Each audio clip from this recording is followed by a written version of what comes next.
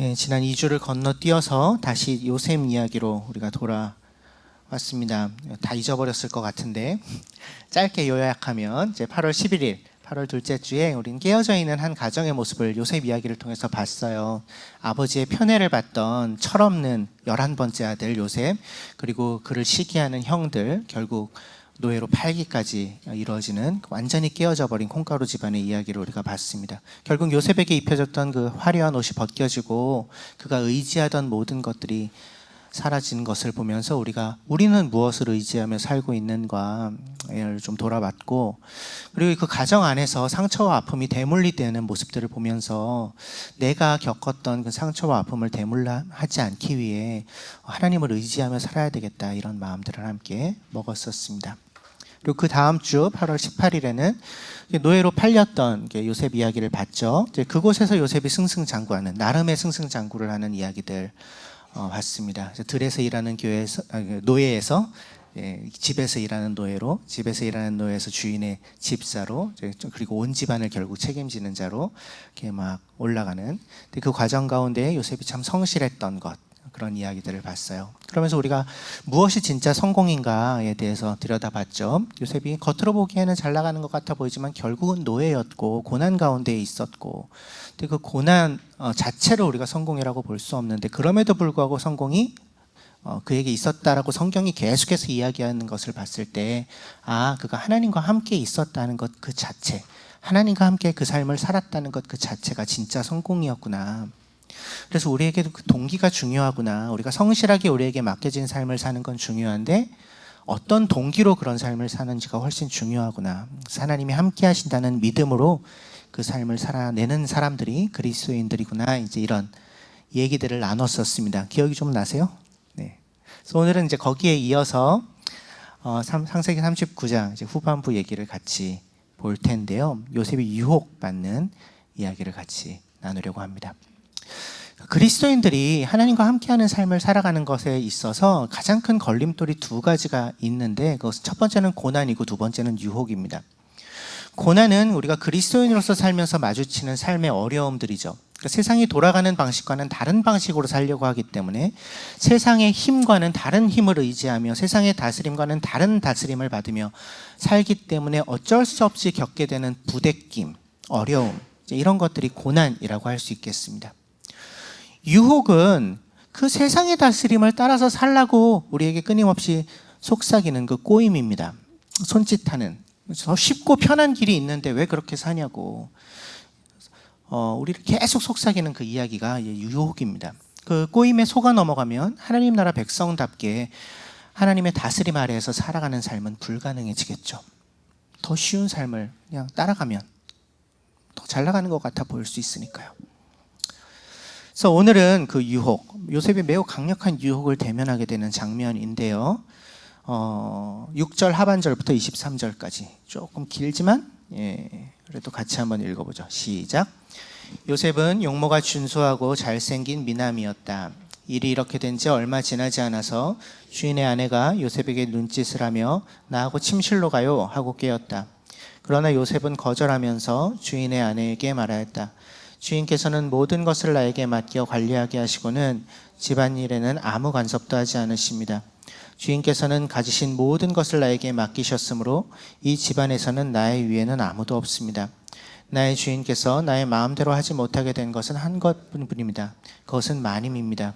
마님은 주인 어른의 부인이시기 때문입니다. 그러나 내가 어찌 이런 나쁜 일을 저질러서 하나님을 거역하는 죄를 지을 수 있겠습니까? 요셉이 이렇게 말하였는데도 주인의 아내는 날마다 끈질기게 요셉에게 요구해왔다. 요셉은 그 여인과 함께 침실로 가지도 않았을 뿐만 아니라 아예 그 여인과 함께 있지도 않았다. 하나는 요셉이 할 일이 있어서 집 안으로 들어갔는데 그 집 종들이 집안에 하나도 없었다. 여인이 요셉의 옷을 붙잡고 나하고 침실로 가요 하고 졸랐다. 그러나 요셉은 붙잡힌 자기의 옷을 그의 손에 내버려둔 채 뿌리치고 집 바깥으로 뛰어나갔다. 여인은 요셉이 그 옷을 자기의 손에 버려둔 채 집 바깥으로 뛰어나가는 것을 보고 집에서 일하는 종들을 불러다가 말하였다. 이것 좀 보아라. 주인이 우리를 웃음거리로 만들려고 이 히브리 녀석을 데려다 놓았구나. 그가 나를 욕보이려고 달려들기에 내가 고함을 질렀더니 그는 내가 고함 지르는 소리를 듣고 제 옷을 여기에 내버리고 바깥으로 뛰어나갔다. 주인은 자기 아내에게서 당신의 종이 나에게 이 같은 행패를 부렸어요 하는 말을 듣고서 화가 치밀어 올랐다. 요셉의 주인은 요셉을 잡아서 감옥에 가두었다. 그곳은 왕의 죄수들을 가두는 곳이었다. 요셉이 감옥에 갇혔으나 주님께서 그와 함께 계시면서 돌보아 주시고 그를 한결같이 사랑하셔서 간수장의 눈에 들게 하셨다. 간수장은 감옥 안에 있는 죄수를 모두 요셉에게 맡기고 감옥 안에서 일어나는 온갖 일을 요셉이 혼자 처리하게 하였다. 간수장은 요셉에게 모든 일을 맡기고 아무것도 간섭하지 않았다. 그렇게 된 것은 주님께서 요셉과 함께 계시기 때문이며 주님께서 요셉을 돌보셔서 그가 하는 일은 무엇이나 다 잘되게 해주셨기 때문이다. 23절 역설적인 이야기를 또 하죠. 주님께서 요셉을 돌보셔서 그가 하는 일을 무엇이나 다 잘되게 해주셨다라는 얘기를 하지만 요셉에겐 또 한 번의 시련이 찾아옵니다. 그 시련의 원인은 무엇이었나요? 그가 잘생겼기 때문이었죠. 6절 하반부. 또 보디발의 아내가 그를 유혹합니다. 눈짓 보내고 말로 유혹합니다. 나와 함께 침실로 가요. 나와 함께 잠자리를 가집시다. 유혹해요. 근데 날마다 끈질기게 했다고 10절에서 이야기하고 있어요. 이 보디발의 아내의 유혹은 단순한 어떤 성적 일탈에 대한 유혹이 아닙니다. 이것은 권력의 유혹입니다. 이 권력자의 아내죠. 권력을 가지고 있고 힘을 가지고 있고 돈을 가지고 있는 사람입니다. 이 권력자의 정부가 되면 잠자리 상대가 되면 얻을 수 있는 것들이 있는 거죠. 그러니까 단순한 성적 쾌락만이 아니라 힘과 권력, 부를 얻을 수 있는 기회일 수밖에는 없죠. 그래서 이 요구를 들어주면 요셉은 보디발의 집에서 진짜로 눈치 볼 사람이 아무도 없어집니다. 그 아내의 애인이 되면서 정말 하고 싶은 건 마음대로 하고 살 수 있어요. 거기에 플러스 성적인 쾌락도 누릴 수 있어요. 기회입니다. 요셉이 눈앞에 보이는 당장 있는 이익을 탐하는 사람이었다면 유혹에 넘어갔을 거예요. 정당하지 않은 길인 것은 알지만 눈 한번 딱 감고 지나가면 그 유혹을 받아들이면 더 편하고 쉬운 길, 더 승승장구할 수 있는 길이 열리는 기회였던 것이죠. 그리고 이것이 바로 우리를 찾아오는 유혹의 본질입니다. 올바르지 않은 방법으로 네 눈에 좋아 보이는 것을 어떻게든 얻어내라는 그런 메시지. 이것이 유혹의 본질이에요. 옳지 않은 것을 알지만 이게 정도가 아니라는, 바른 길이 아니라는 것을 알지만 남들도 다 그렇게 하면서 산다고, 성공하려면 어쩔 수 없지 않냐고, 부자 되려면 어쩔 수 없지 않냐고, 이렇게 해야 더 편한 길로 가는 거라고, 이거 안 하면 바보라고, 눈 한번 딱 감고 가면 된다고, 생각보다 쉽다고, 그게 너를 그렇게 해야지 않을 거라고. 이게 우리를 향해서도 들려오는, 끊임없이 들려오는 유혹의 메시지죠. 홍이삭 형제가 부른 주님의 세계라는 노래 2절 가사에 세상은 항상 말하네, 그 길이 아니라고, 곱디 고운 길이 있는데 왜 힘들게 사냐고, 이런 가사가 있습니다. 그게 유혹입니다. 그 길 아니야. 네가 가려고 하는 그 길 아니야. 그건 바보 같은 길이야. 더 고와 보이는 길이 있잖아. 더 쉬워 보이는 길이 있잖아. 그 길을 가면 되는데 왜 바보같이 그렇게 힘들게 살아? 이것이 유혹의 본질이에요. 이 여인은 날마다 끈질기게 유혹합니다. 10절. 우리에게 다가오는 유혹도 마찬가지예요. 결코 일회적으로 오지 않습니다. 시험과 유혹은 풀타임 경험이에요. 계속해서 우리에게 옵니다. 이것은 우리의 일상의 경험이에요. 일상의 문제입니다. 성적인 부분을 그냥 한 가지만 예를 들어서 얘기하면, 그 성적인 행위에서 오는 쾌락, 즐거움이 분명히 있습니다. 그런데 그 즐거움을 누리기 위해, 그 쾌락을 누리기 위해 하나님이 정해놓으신 정도가 있어요. 그 성경의 기준은 되게 명확해요. 그 남녀 간의 성행위는 부부 사이에만 허용된다라는 것이 성경의 기준이에요. 그것은 뭐 얼만큼 시간이 많이 지났어도 상관없이 그건 성경이 우리에게 여전히 제시해주고 있는 기준이에요. 왜? 왜냐하면 성행위는 기본적으로, 본질적으로 생식행위니까요. 새로운 생명을 태어나게 만드는, 탄생시키는 행위이기 때문에 그 새롭게 태어나는 한 생명을 책임지고 양육할 수 있는 가정이라는 울타리, 부부라는 그 범위 안에서 누리도록 디자인된 것이 섹스이다라는 것이 성경의 가르침이에요. 그래서 성행위에는 깊은 친밀감이 따라와요. 정말 하나 된 것 같이 느껴요. 거기에 이제 어떤 쾌락이 동반돼요. 근데 이 시대의 정신은 무엇입니까? 마음 가는 대로 행동하라는 것입니다. 그것이 미덕이에요. 느낌 오는 대로, 필 받는 대로, 네 마음이 향하는 대로 움직이라고 끊임없이 우리에게 말을 건네오고 있죠. 절제, 인내, 정결함, 이런 미덕들은 별로 이제 더 이상 가치 있어 보이지 않습니다. 성경의 가르침이 무엇이라는 것은 알지만 그건 이 시대에 맞지 않아. 어떻게 그렇게 살아? 그래서 이 시대 속에서 자신을 지키며 살아가는 것을 바보같이 여겨지는 시대를 우리는 살고 있습니다. 성적인 영역에서 이런 시대 정신은 두드러진 영향력을 행사해요. 그래서 어쩔 수 없었다고 얘기합니다. 나도 나를 제어할 수 없었다고, 너무 사랑하니까 그런 거라고. 아니요, 그러기를 선택한 거죠. 어쩔 수 없었던 게 아니라 나에게 좋아 보이는 것을 내가 선택한 것입니다. 성경의 기준을 알지만 분위기에 휩쓸려서, 그 친밀감이 나에게 너무 필요해서 등등등등 다양한 이유로 그것을 선택하는 것입니다. 하나님의 음성을 듣지 않기를 선택하는 것입니다. 호르몬을 따라가는 것이죠. 성뿐인가요? 성은 그냥 하나의 예예요. 성적인 범죄가 다른 죄보다 더 특별한 범죄인 것이 아닙니다. 이건 그냥 여러 죄 중에 하나인데, 다른 것도 마찬가지예요. 돈의 영역에서 쉽고 편하게 돈 벌 수 있잖아. 왜 그렇게 노동하면서 쥐꼬리만한 월급 받으면서 그렇게 살아? 한탕 그냥 끌어다 쓰면, 한번 터지면 얼마든지 평생 떵떵거리며 살 수 있는데, 또 관계의 영역에서 인간관계 그거 귀찮고 번거롭고 그거 뭐하러 해? 그 진짜 관계 맺는 수고를 뭐하러 맺어? 그냥 적당히 가볍게 만나다가 그냥 부담스러워지면 버리면 돼. 온라인에 얼마나 가볍게 쉽게 만날 수 있는 관계들이 많아.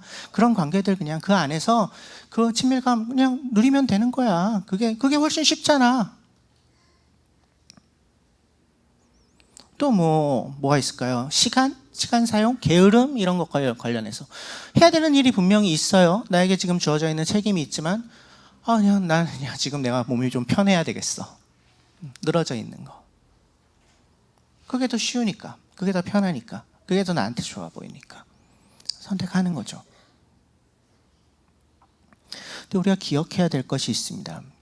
우리 인생에서 진짜 좋은 것들은, 정말 가치가 있는 것들은 얻기 어려워요. 항상. 그래서 쉽게 얻어지는 건 진짜 가치 있는 게 아니다라고 생각하시면 거의 맞습니다. 진짜 가치 있는 건 얻어내기 어려워요. 시간이 필요하고, 과정이 필요하고, 인내가 필요합니다. 꾸준함이 필요해요. 애씀이 필요합니다. 학교 성적 쉽게 얻을 수 없어요. 애써야 돼요. 어떤 인생에서 내가 무슨 전문성을 가지는 것 역시 마찬가지입니다. 한순간 그냥 시험 하나 그냥 적당히 운이 좋아가지고 점수만 잘 받으면 되지. 아니요. 절대로 뽀록 나요, 결국은. 자기 진짜 실력이 있지 않으면. 다 마찬가지입니다. 관계, 진짜 소중한 관계, 친구 관계, 연인 관계, 부부 관계, 또는 교회 안에서의 어떤 공동체 안에서의 관계, 마찬가지예요. 수고와 애씀과 시간과 과정을 통해서 얻어내지죠. 그렇게 되어 있어요. 우리는 하나님이 우리를 그렇게 하도록 만드셨어요. 그 과정 가운데서 하나님을 의지하는 법을 배워가도록.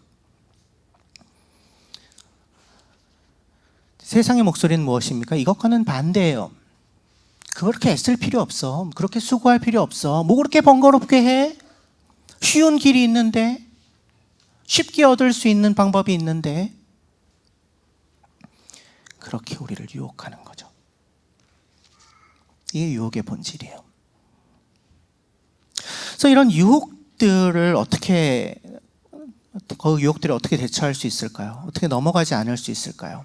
요셉에게서 그 예를 좀 봅시다. 요셉은 어떻게 그 유혹에 넘어가지 않을 수 있었나요? 8절과 9절에 요셉의 대사가 나오죠.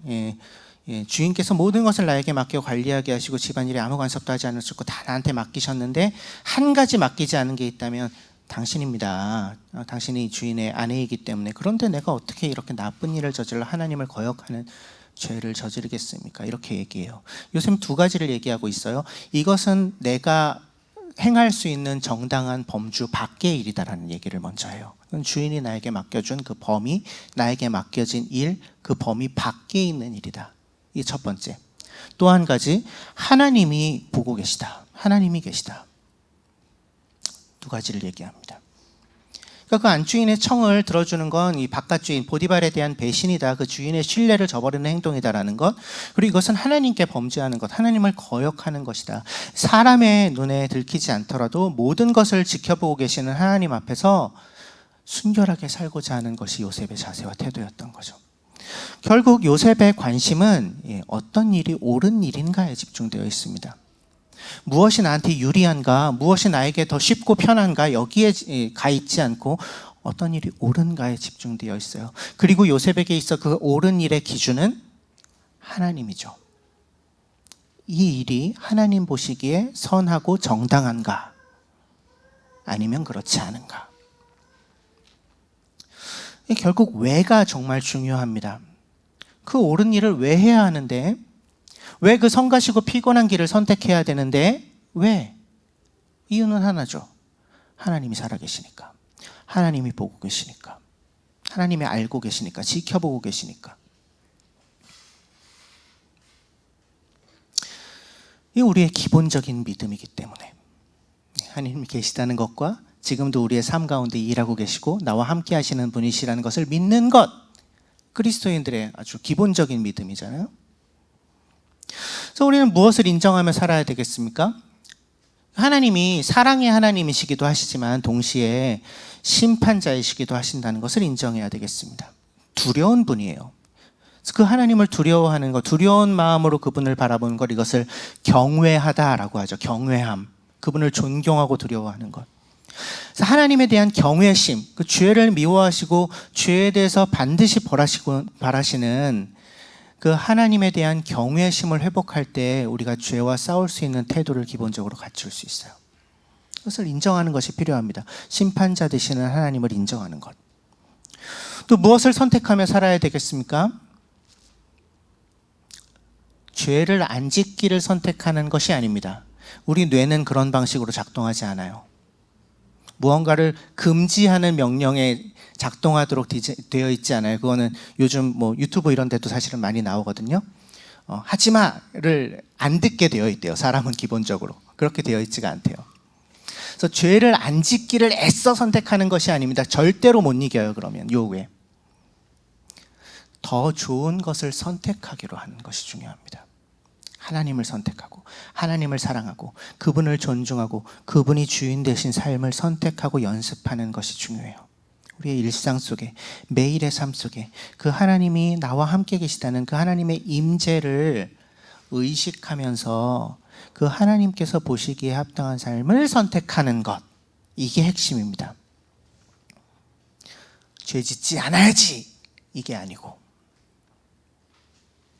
결국 요셉에게 있어서는 평소에 그가 어떤 마음을 가지고 있었냐가 이제 중요하게 작동한 것입니다. 그것이 결정적인 순간에 그가 유혹에 넘어가지 않도록 그를 지켜준 거예요. 하나님의 임재의식, 하나님에 대한 경외함. 보지 않는 곳에서 갚으시는 하나님에 대한 신뢰, 이런 것들이 있을 때 당장의 성공, 당장의 유혹, 손쉬운 길, 당장의 쾌락을 보장해 주는 것 같은 그런 잘못된 선택의 유혹을 이겨낼 수 있는 거죠.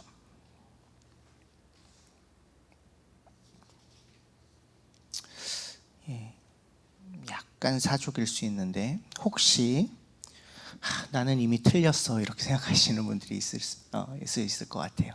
나는 이미 틀렸어. 날 두고 가. 아니요, 그렇지 않아요.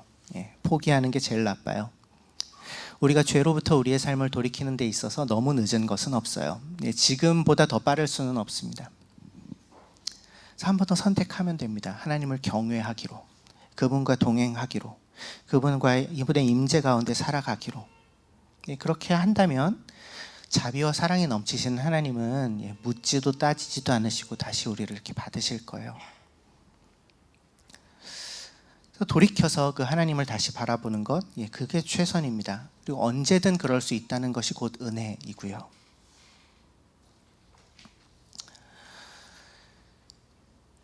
11절, 이 여인이 더 이제 거세게 들이댑니다. 하루는 요셉이 할 일이 있어서 집 안으로 들어갔는데 그 집 종들이 집 안에 하나도 없었다. 왜 없었을까?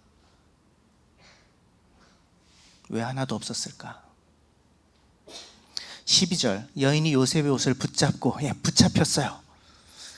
흥미진진하죠? 붙잡혔어요. 아마 이 여인이 종들을 다 내보냈을 가능성이 높죠. 왜 그렇게 했을까요? 요셉이 사람들의 눈이 두려워서, 주인한테 들킬까봐 그게 두려워서 안 하는구나. 사람들이 없으면, 보는 눈이 없으면 넘어올 거야. 아마 그렇게 생각했겠죠. 요셉의 반응은 무엇이었습니까? 12절, 붙잡힌 자기 옷을 그 손에 버려둔 채, 여인의 손에 버려둔 채 그냥 도망쳤어요. 허물 벗듯이 싹 하면서 간 거죠. 재미있는 포인트예요. 요셉의 옷이 또 한 번 벗겨져요.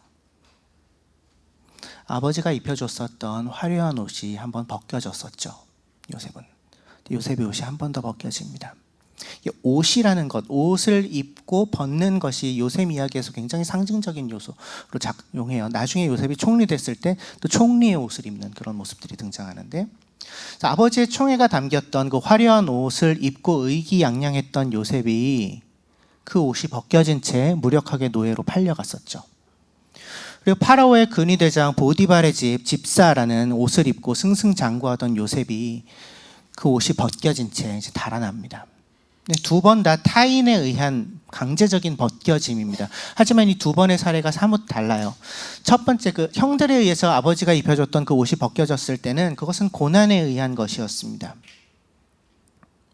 그를 찾아왔던 어려움, 고난 때문에 일어난 일이었고, 이번은 뭐예요? 이것은 유혹 때문에 일어난 일이었어요. 요셉의 모습이 이 두 상황 속에 차이가 있는데, 이 고난의 상황에서, 그러니까 아버지의 옷이 벗겨지는 상황에서 요셉은 아무 대응을 못하고 그냥 당하기만 하는 무력한 모습으로 그 옷이 벗겨지는 그런 존재로 그려집니다. 근데 오늘 우리가 살펴보고 있는 이 유혹의 상황에서는 요셉은 꽤 적극적이에요. 유혹으로부터 달아나려다가 옷이 벗겨지는 보다 능동적인 모습을 보이죠. 이건 굉장한 상징성을 가지고 있다고 저는 생각합니다. 고난은 견디는 것이고요, 유혹은 피하는 것이에요. 고난에 대해서 가장 최선의 대처는 그 고난을 안에서도 견디어내는 것입니다. 유혹에 대한 최선의 대처는 그 유혹을 피하여 달아나는 거예요. 반대로 적용할 때가 많아요. 고난은 피하려고 그러고 유혹을 견디려고 하는 경우들이 많은데, 아니요, 그거 아니에요. 그건 좋은 방법이 아닙니다. 고난을 견디고 유혹을 피해야 해요. 요셉이 이 유혹에 어떻게 대처했는지를 보면서 지혜를 얻는 게 좋겠습니다. 10절 후반부에 요셉은 그 여인과 함께 침실로 가지도 않았을 뿐만 아니라 아예 그 여인과 함께 있지도 않았다. 또 12절 붙잡힌 자기 옷을 버려둔 채 뿌리치고 집 바깥으로 뛰어나갔다. 요셉은 그 상황 자체를 피하고 있습니다. 유혹의 상황 자체를, 같이 있으려고 자체를 하지 않고 달아나 버리고. 유혹을 피하는 가장 좋은 방법은 아예 그럴 만한 상황 가운데에 들어가지 않는 것입니다. 주님이 가르쳐 주신 기도, 주기도문, 이제 시험에 들게 하지 마옵시고라는 기도문이 있죠. 우리를 시험에 들게 하지 말게 하여 주십시오. 근데 이렇게 기도하면서 시험이 들 수밖에 없는 상황 가운데에 들어가 있을 때가 참 많습니다. 이중적인 태도죠. 사실은 거짓된 기도예요. 인 거예요. 시험에 들게 하지 말게 하여 주십시오라고 기도하면 그 기도에 걸맞는 행동은 시험에 들 만한 상황에 들어가지 않아야 되겠죠. 성적으로 이 범주를 넘어가고 싶지 않다면 굳이 그럴 만한 곳에 가지 않는 것이 최선입니다.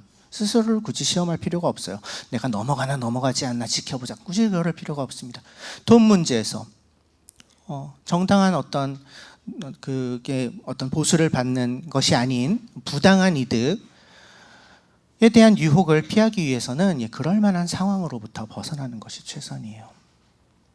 관계의 문제, 게으름의 문제. 게으름에서 벗어나는 가장 좋은 방법은 뭡니까? 침대에서 일어나는 것이죠. 뭐라도 하는 것입니다. 그래서 유혹에 대처하는 가장 좋은 방법은 그 자리를 피하는 것이라는 것을 요셉이 이야기해주고 있는 거죠. 그 아슬아슬한 자리, 그 균형, 뭔가 이 줄타기를 하고 있는 것 같은 그런 자리가 아니라 안전한 곳으로 발을 땅에 붙이고 있을 수 있는 곳으로, 하나님의 임재가 있는 곳으로, 예배의 자리로, 신뢰할 수 있는 사람들 곁으로 가는 거죠. 이것이 우리가 공동체로서 살아가는 또 하나의 중요한 이유죠. 우리 한 사람 한 사람은 이 유혹에 대처하는데 너무 약할 수밖에 없으니까 나와 함께 싸워줄 사람, 나와 함께 바른 선택을 해줄 수 있는 사람들 곁에 머물러 있는 것입니다. 13절부터 18절까지는 이 요셉에게 이 여인이 누명을 씌우는 장면이죠.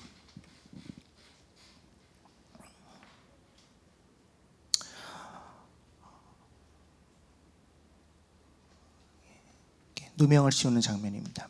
그래서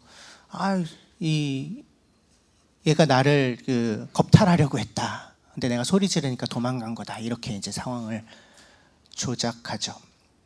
그래서 그 보디발이 그 얘기를 듣고 화가 치밀어 올라서 감옥에 가뒀다. 이런 이야기들로 이어집니다. 결국 요셉은 억울한 누명을 쓰고 감옥에 갇혀요. 그 유혹을 받아들였으면 감옥에 가지 않았을 텐데 그 유혹을 거절했기 때문에 올바른 것들을 선택했기 때문에 그는 감옥에 갇힙니다. 근데 이거 사실 생각해보면 되게 이상해요. 입장을 바꿔놓고 생각해 봅시다. 여러분이 보디발이에요. 근데 노예가 아내를 겁탈하려고 했다는 보고를 들었어요. 그럼 그 노예를 어떻게 하겠어요? 노예는 사람이 아니에요. 그 당시의 세계관에서 집안의 재산이죠. 사실은 가축이랑 거의 비슷한 존재예요. 죽여야죠. 아무 문제가 되지 않아요. 노예를 주인이 죽이는 것은 어떠한 처벌도 받지 않아요. 그런데 그렇게 하지 않아요. 여기서 우리가 좀 이렇게 어쩌면 여기서 이제 화가 치밀어 올랐다. 19절에서 화가 치밀어 올랐다. 이 화의 대상이 누굴까? 한번 생각해 볼 수 있을 것 같아요. 오롯이 요셉을 향한 분노였다면 요셉은 살아남지 못했을 거예요. 다만 그 아내에 대한 분노였을 수 있어. 이게 처음이 아니었을 수도 있고요. 아마도 보디발은 어느 정도 진상을 알아챘을 가능성이 저는 있어 보여요. 요셉을 죽이지 않았다는 것에서. 그러지 않으면 좀 설명이 되지 않으니까. 요셉이 그럴 리가 없다라는 어떤 믿음을 가지고 있었을 것 같아요. 근데 하지만 그렇다고 해서 아무 처벌을 하지 않을 수는 없으니 이 상황 속에서 감옥에 보내는 것으로 봐야 되지 않을까 싶어요. 상황은 절망적입니다. 요셉은 감옥에 들어가요. 하지만 본문의 이 어조를 보면, 후반부의 어조를 보면 상당히 낙관적이에요. 20절. 요셉이 감옥에 갇혔으나 반전이 일어나죠. 주님께서 그와 함께 계시며 돌보아 주시고 그를 한결같이 사랑하셔서 간수장의 눈에 들게 하시고. 22절. 그래서 감옥을 총괄하는 사람이 돼요. 간수장의 눈에 들어서. 그러니까 보디발의 집에서 이미 일어났던 일이 감옥 안에서도 다시 한번 반복되죠. 이것을 봤을 때도 아마도 이 감옥에서도 요셉의 억울함이 어느 정도 좀 공공연하게 받아들여지지 않았을까 이렇게 좀 생각해 볼 수 있겠죠. 강간 미수범이에요. 죄목은, 공식적인 죄목은. 근데 이게 사실이면 잡범이에요. 그래서 감옥에서 그렇게 인정받고 이럴 수가 없죠. 근데 이제 이런 일이 일어나는 걸 봤을 때, 야, 너 그 부인한테 걸려가지고, 근데 그렇게 됐구나. 아마 그런 공감대가 형성되어 있지 않았을까라는 생각이 좀 들어요. 어쨌든 21절에 이제 주님이 그와 함께 계시고, 그리고 23절에 그를 돌보셨다, 이런 이야기가 이제 나옵니다. 절망적인 상황인 것이 분명하지만 그 안에 희망이 있는 거죠. 왜? 주님이 여전히 그와 함께 하시고 여전히 그를 돌보고 계시기 때문에. 우리의 소망이기도 합니다. 우리가 어떤 절망스러운 상황 속에서도 좌절하지 않을 수 있는 이유이기도 하죠. 주님께서 우리와 함께 하시고 우리를 돌보시기 때문에, 그 주님이 알고 계시기 때문에, 그분의 정의가 여전히 작동하고 있기 때문에 절망적인 상황 속에서도 희망을 찾을 수 있습니다. 특별히 쉽고 편한 길을 가라는 유혹으로부터 벗어나 올바른 길을 선택함으로 그 결과 고난이 우리에게 주어졌을 때, 그러니까 쉽고 편한 길을 거절하고 올바른 길을 선택하면 결국 좋은 일로 돌아올 것이, 그렇게 작동하면 얼마나 좋아요? 그러지 않는 경우가 많아요. 손해보고 손가락질 당하고 비난당하고 어려움을 겪을 때가 많아요. 그럼에도 불구하고 하나님이 함께 하시기 때문에, 하나님이 여전히 돌보고 계시기 때문에 우리는 여전히 소망을 품고 살 수 있습니다. 말씀 마무리하죠. 오늘 우리는 하나님과 늘 함께 했기 때문에 유혹을 이겨낸, 그 유혹으로부터 달아나는 한 소년을 보았습니다. 상황은 점점 더 절망적인 것처럼 보였지만 하나님이 여전히 함께 하시기 때문에 그는 여전히 누구보다 성공한, 형통한 자로 살아갈 수 있었어요. 유혹을 헤치며 살아가는 힘이 어디서부터 비롯됩니까? 하나님의 임재의식으로부터 비롯됩니다. 그분과 동행하고 있는가? 그분을 경외하고 있는가? 그분을 사랑하고 있는가? 이것이 핵심이죠. 결국 우리에게 주어지는 마지막 질문은 무엇을 위한 삶을 살아갈 것인가입니다. 여러분은 무엇을 위하여 사시겠습니까? 쉽고 편한 길에 대한 유혹에 넘어가 이 세대의 논리와 속임수를 쫓아서 살아갈 것입니까? 아니면 세상을 만드시고 여전히 다스리시며 결국은 온전하게 회복하실 하나님의 뜻과 그분의 정의를 이루는 삶을 살 것입니까? 오늘 나의 삶 가운데에서 그 선택의 지점은 무엇인가요? 어떤 삶을 선택하며 살아야 될까요? 지금 나의 상황 속에서.